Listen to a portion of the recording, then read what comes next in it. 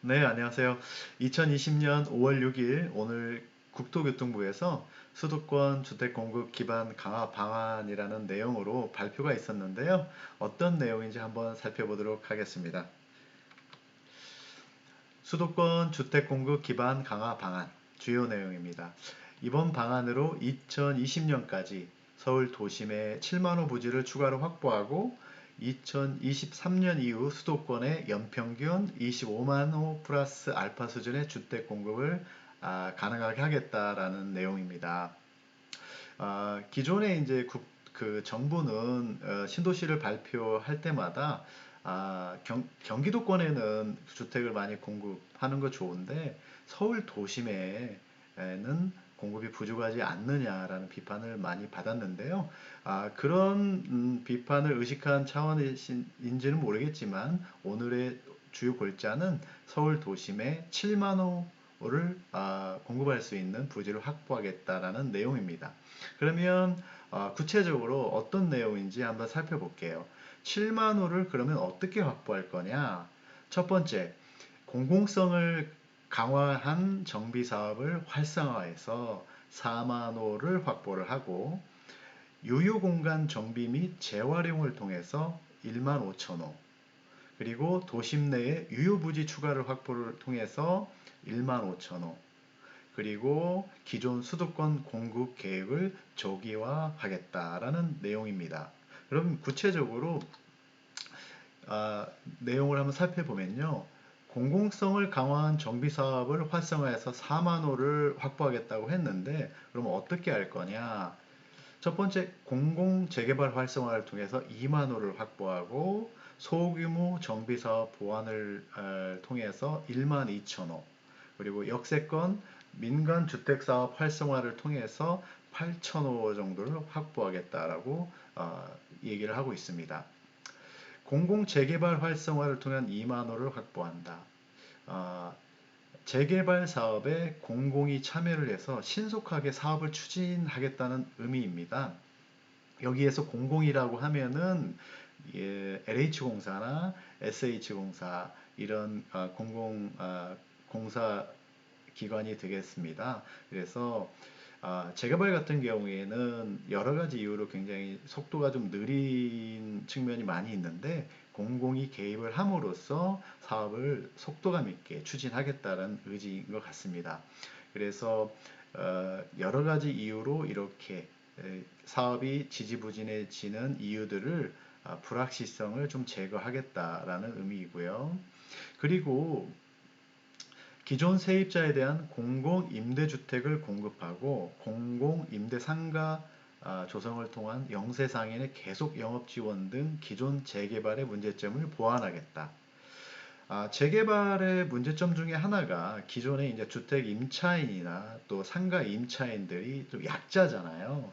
그런 분들이 이런 재개발이 진행이 될 때 많은 피해를 볼 수가 있는데 또 피해를 볼 게 예상이 되기 때문에 이런 분들이 또 재개발 사업의 걸림돌이 됩니다.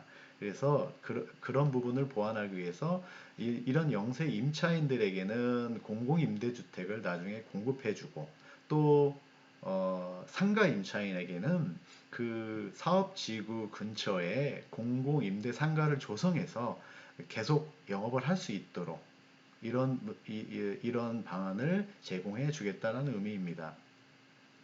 그리고 이 재개발 같은 경우에는 시간이 보통 그 지구가 지정이 되고 착공까지 보통 10년 정도 걸렸는데 이 공공이 개입함으로써 그 기간을 5년 이내로 단축하겠다 이런 의미입니다.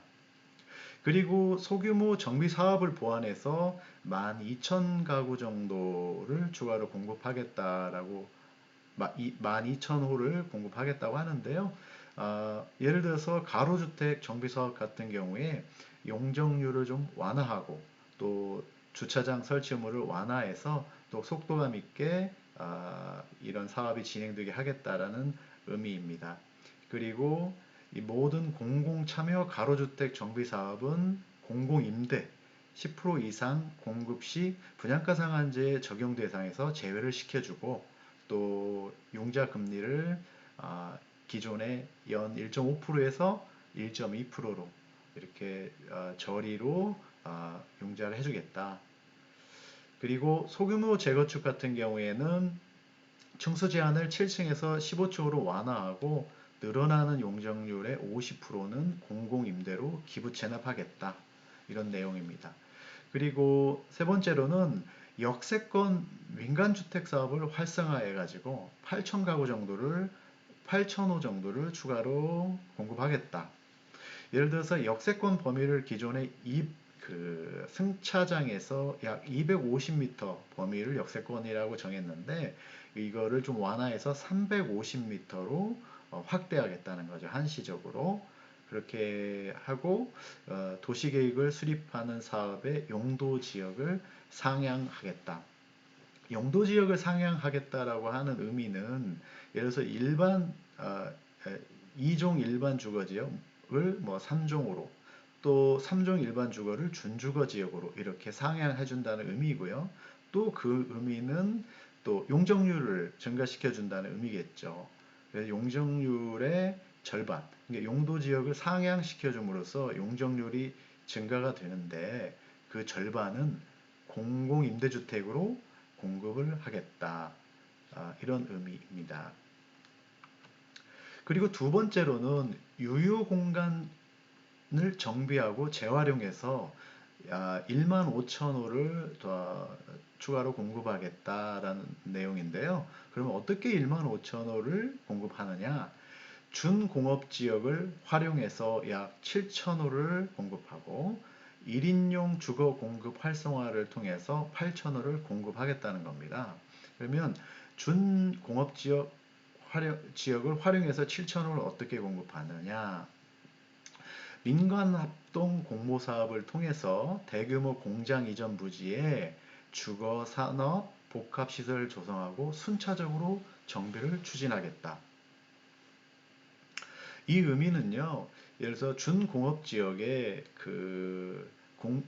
공장이 이전한 부지가 있으면 거기에 주거와 산업의 복합시설을 조성한다는 겁니다. 예를 들어서 우리가 아파트와 상가가 같이 있는 건물을 우리가 주상복합 시설이라고 하는데 여기 준공업지역에는 아파트와 산업시설, 주상복합시설을 조성한다는 겁니다.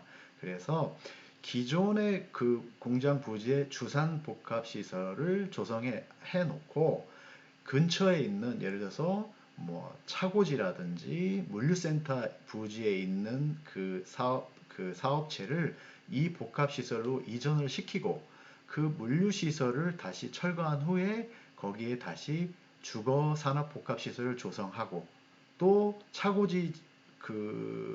그 차고지 지역도 또 철거를 한 후에 주거산업 복합시설로 조성하고 이렇게 해서 순차적으로 준공업지역을 정비해 나가겠다라는 의미입니다.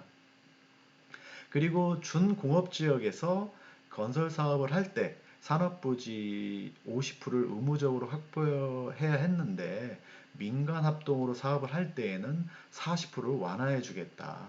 그 3년 한시적으로 그 예전에 이제 그 주산복합 시설을 조성할 때는 아파트 50%, 예를 들어 산업 시설 50% 이렇게 지어야 됐는데 이제는 산업 시설은 40%만 짓고 아파트를 60%까지 확대를 해서 아파트 주거 시설을 더 늘리겠다는 거죠.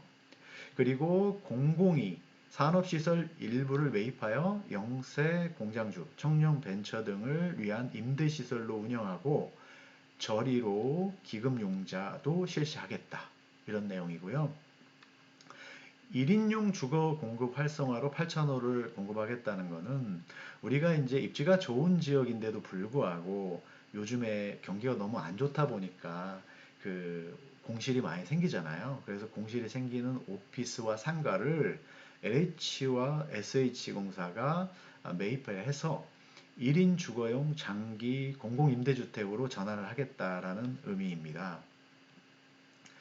그 용도 변경 활성화를 위해서 오피스와 상가를 주거로 용도 변경 시에 필요한 주차장 증설을 면제하고 정주여건 조성을 위한 편의시설을 공급하겠다. 그렇죠. 주차장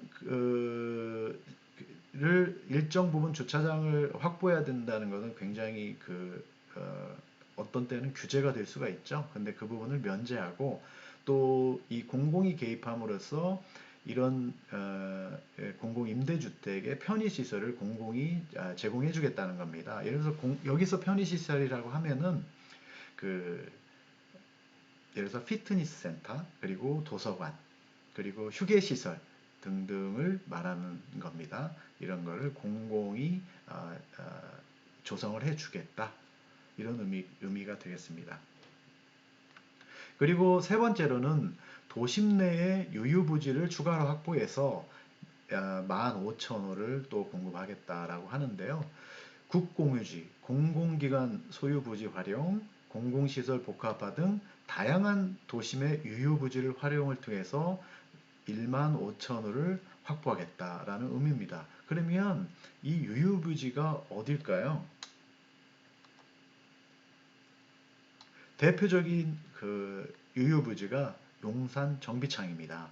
여기가 국공유지면서 코레일 부지잖아요. 여기를 개발을 해서 약 8,000호를 공급하겠다는 겁니다. 이 지도로 보면 아시다시피 용산역 뒤쪽에 이렇게 여기가 용산 정비창 부지입니다. 그래서 용산 정비창 같은 경우에는 지금 8,000호를 공급하겠다고 하는데 이 8,000호 중에 50%인 4,000호는 공공임대주택으로 하겠다는 겁니다. 그리고 8,000호를 전부 아파트만 8,000호를 공급하되 아파트만 짓는 게 아니고 용산 국제업무지구의 취지에 맞게 업무시설, 상업시설을 같이 복합해서 짓겠다. 이런 계획입니다. 그리고 용산 정비창 외에도 예를 들면 영등포 쪽방촌 같은 경우에도 여기가 사유지하고 국공유지가 혼재되어 있는데 여기를 개발을 해서 약 1190호 정도의 주택을 공급하겠다는 계획입니다.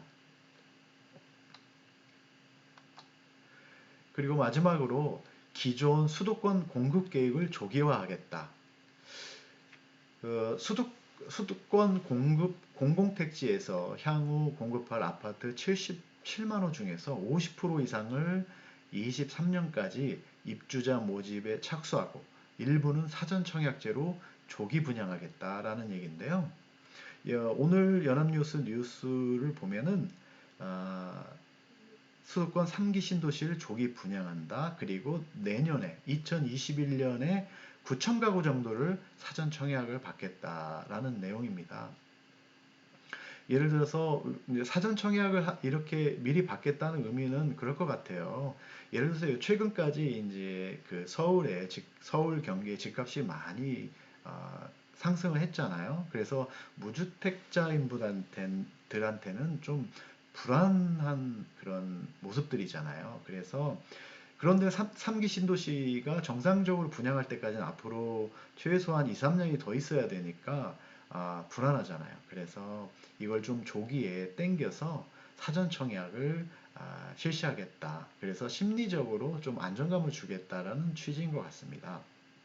그래서 수도권 30만 호 공급 계획에 패스트 트랙을 적용하여 사업 속도가 빠르고 입지가 우수한 곳은 21년 말까지 입주자 모집에 착수하겠다. 그래서 내년 말까지 그 입주자 모집 착수할 예상되는 게 한 9천 가구 정도 되는 것 같습니다. 수도권 지금 3기 신도시가 작년에 발표가 됐는데요. 예를 들어서 남양주 왕숙, 하남 교산, 인천 계양, 그리고 고양 창릉까지 여기는 지금 지구 지정이 완료가 됐습니다. 그리고 올해 상반기에 이제 부천 대장에 2만 호 정도로 지구 지정이 완료가 될 것 같아요. 그래서 지도로 보면은 여기가 남양주 왕숙이고요. 여기가 하남 교산, 그리고 여기가 인천 계양인데 여기 고양 창릉까지 지금 지구 지정이 끝났고 올해 올해 상반기에는 부천 대장 지구가 지구로 지정될 예정입니다. 네, 오늘 이렇게 정부가 5, 6 수도권 주택 공급 기반 강화 방안을 발표를 했는데요. 이게 어떤 의미가 있을까요? 그냥 제 개인적인 생각입니다. 네, 제 개인적인 생각은 첫 번째 공급을 늘려서 집값 안정화를 기여하겠다. 정부에서 지금 어, 그 많은 규제를 해왔는데요. 최근에 그 규제의 중점이 수요를 억제하는 정책들을 또 수요를 억제하는 규제들을 많이 했다고 많은 비판들을 받아왔습니다. 그래서 이번에는 공급을 늘리는 방안을 발표를 한 것 같아요. 그래서 이제 수요는 어느 정도 잡는 데는 안정화됐다고 보고 이제 공급 쪽을 늘리는 쪽에 주안점을 두는 것 같습니다. 그래서 집값 안정화를 기여하려고 이렇게 발표를 한 것 같고요. 두 번째로는 지금 보건위생 문제로 지금 국가적으로 경기가 위축될 거라고 예상이 됩니다. 그런데도 그 중에서도 또 건설 경기가 또 굉장히 위축됐다는 얘기들이 많이 나와요. 그래서 건설 경기를 좀 부양하려는 의미도 있지 않을까라는 생각을 해보고요. 그리고 마지막으로 지난해에 발표한 12, 16 대책을 발표하면서 정부가 굉장히 호언장담하지 않았습니까?